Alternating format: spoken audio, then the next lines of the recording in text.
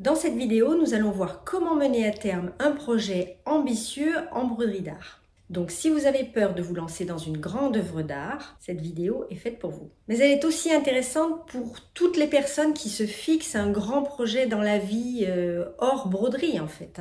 Ça marche pour tout.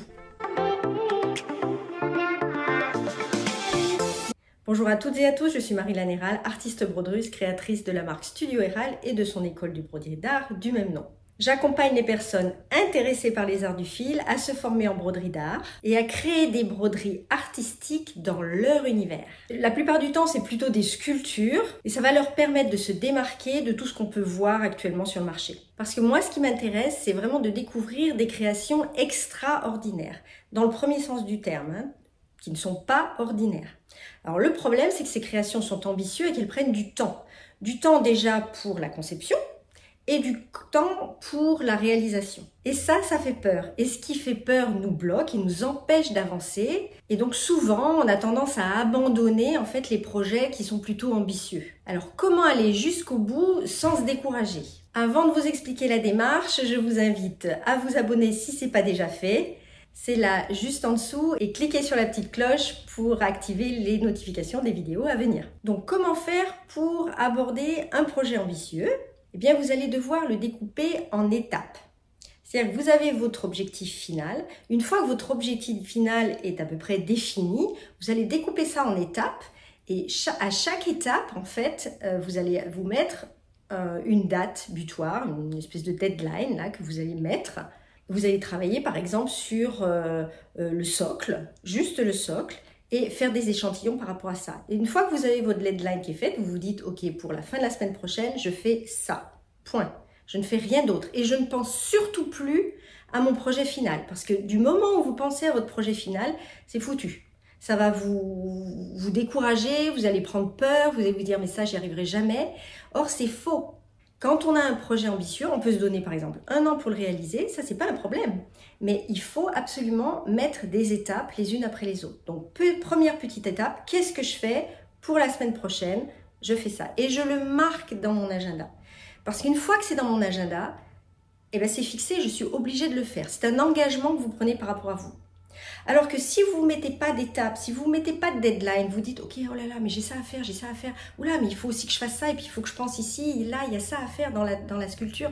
Non, vous avez votre sculpture qui est terminée en projet, et hop, qu'est-ce que je fais? Numéro 1, étape numéro 1, étape numéro 2, étape numéro 3. Et à chaque fois, vous mettez une petite deadline.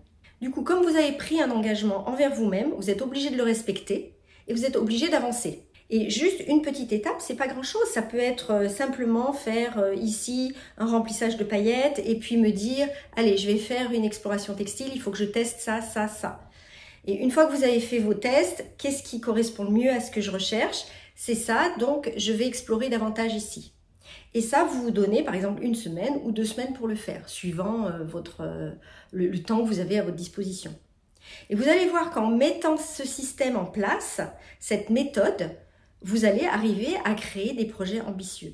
Mais s'il vous plaît, ne restez pas que sur un petit bijou qu'on voit partout, le même. Non, c'est pas très intéressant. Oui, vous allez réaliser le bijou que vous avez vu quelque part. C'est très bien. Mais allez au-delà. Essayez de vous dépasser toujours.